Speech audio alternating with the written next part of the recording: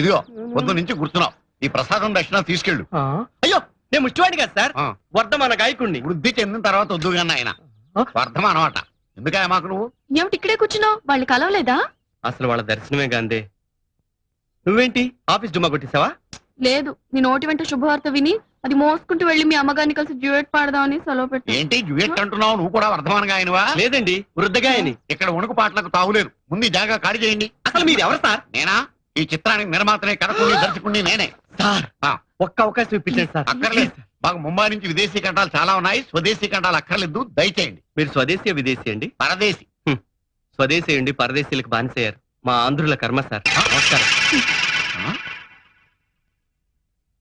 నిర్బలం యశోధైర్యం నిర్భయత్వం అరోగత అజాడ్యం వాక్పటుత్వం చ హనుమస్మర.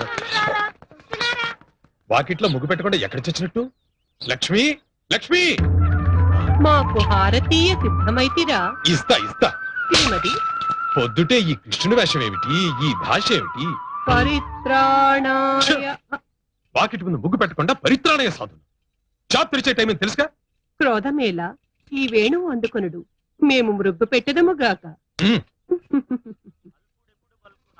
ఏడ్చెలేమ్మా, సాత్ కృష్ణుడి చేత ముగ్గులు బొగ్గులు అయిపోతున్నాడు మా బావ. ఏం లేదు రంగయ్యన్న, రేపు కృష్ణాష్టమి కదా. మనం వేసే వీధి నాటకంలో కృష్ణుడి పాత్రలో ఇప్పటి నుంచే జీవిద్దాం అనుకుంటే ఏది ఆయన సహకరిస్తేనే కదా. ఏమిటే సహకరించేది? అప్పటికప్పుడు వేషం కట్టి వస్తా. రంగస్థలం మీదకి వెడితే ఆ పాత్ర రక్తి కట్టొద్దు. ఏడ్చినట్టుంది. ఇంతకీ నేను ఆ నాటకంలో అర్జున వేషం కడుతున్నానా లేదా? వేషం వేయటానికి అర్హత ఉండద్దు. ఏ నాకేం తక్కువ? చిన్నప్పుడు నాకు చదువు నేర్పిన తెలుగు మాస్టర్ పుణ్యమా అని యాస లేని భాష మాట్లాడుతున్నా. పైగా సంగీతంలోనూ నాట్యంలోనూ ప్రవేశం కూడా ఉన్నది. మేమా అర్జునుడి వేషం వేయటంలో తప్పేమున్నది? అన్నీ ఉన్నా నీకు ఒకటే తక్కువ. ఏమా తక్కువ? ఓర్పయ్యా, మొన్న నువ్వు మా రిహార్సల్స్ చూడటానికి వచ్చి ఆ కర్ణుడు పద్యం పాడుతుంటే శృతి తప్పాడని వాడి మతి తప్పేలా కొడతావా? కొడతానా, కొయ్యకు ఊరేస్తానా? రేపు అపశృతిలో పాడితే ఈ కృష్ణుడు కూడా అదే గతి. వెళ్ళా చాయ్ పట్రా. తాను ఏం చేత? పెద్దయిన మీకు హోమియోపతి మందించినప్పుడు కాఫీ టీలు తాగొద్దన్నారా? అందుకు మీకు మేమిప్పుడు మజ్జిగ తెచ్చదము, త్రాగుడు.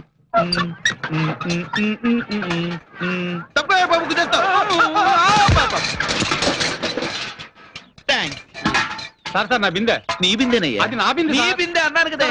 పట్టుకుపోతున్నా. నీ బిందె నాకెందుకు ఇచ్చో? నీ బొందా నా చెప్పులు. సార్ నా ప్యాకెట్ నీ గరిట్లా. అయ్యో, ఇలా ఇరిచిపోయింది. మెల్లగా దేవేమో చేయి గరిట అయిపోతుంది.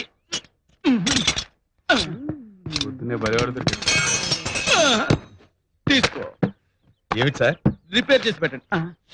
రికాల్ ఒక్కటే దురద. అదృష్టం అంటారులేండి. ఏదో మీ నోట్ చదవాలండి. రిపేర్ అయ్యాక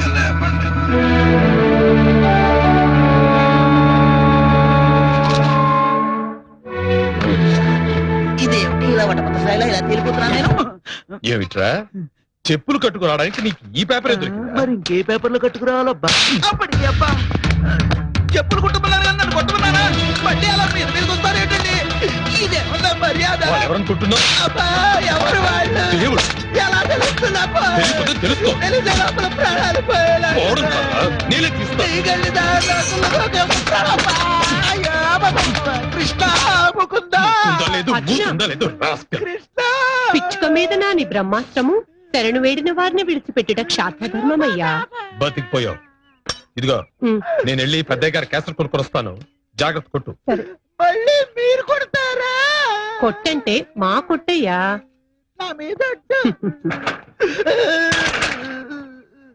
మా ఆయనకి ఎంత ఆవేశమో. అయ్యో, ఒంటి నిండా దెబ్బలే. లేదమ్మా, దెబ్బల మధ్యలోనే ఇంత ఒళ్ళుంది. అవును, ఇంతకీ నువ్వేం తప్పు చేశావు? ఆ పేపర్ లో పాత చెప్పులు కట్టుకొచ్చానమ్మా. కట్టుకొచ్చిన పేపర్లేమో కళ్ళ కట్టుకున్నారు, పట్టుకొచ్చిళ్ళేమో మధ్య వాయించారు. వాయించరు? ఆ ఫోటోలోని వ్యక్తులు గొప్పవాళ్ళయ్యా. వాళ్ళు పెద్ద సంగీత దర్శకులు కూడా.